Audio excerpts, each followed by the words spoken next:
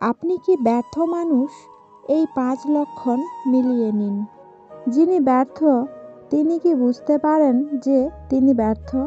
সম্ভবত না। কারণ নিজের ব্যর্থতা বুঝতে পারলে মানুষ আর সেই পথে থাকে না। তখন সঠিক পথ খুঁজে নেন এবং অল্প হলেও সফলতার দেখা পান। আপনার অজান্তেই হয়তো এমন কিছু কাজ বা অভ্যাস রয়ে গেছে যা দিন শেষে আপনাকে একজন ব্যর্থ মানুষ হিসেবে প্রকাশ করে। হয়তো আপনি বুঝতে পারছেন না কেন আপনার জীবনে সফলতার দেখা মিলছে না। চলুন মিলিয়ে নেওয়া যাক আপনি ব্যর্থ মানুষ কিনা। আপনার চারপাশে ভুল মানুষ নেই তো? জীবনে সফলতা পেতে হলে সঠিক মানুষকে পাশে রাখাও গুরুত্বপূর্ণ।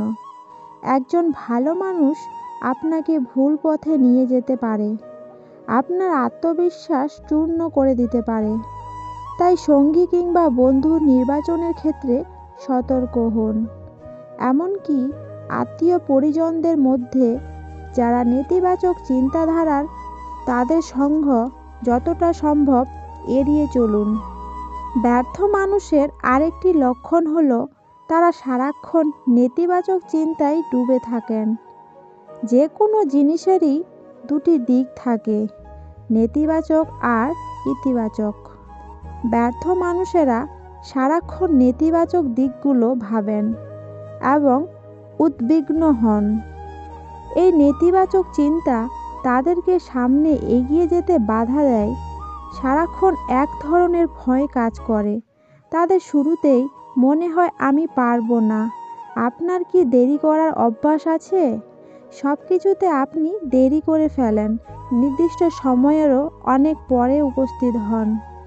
এই ধরনের অভ্যাস কিন্তু একজন ব্যর্থ মানুষের চিত্র প্রকাশ করে।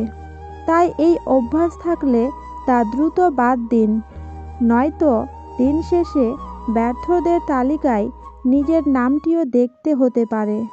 ব্যর্থ বা অসফল মানুষেরা কখনো ভালো শ্রোতা হতে পারে না।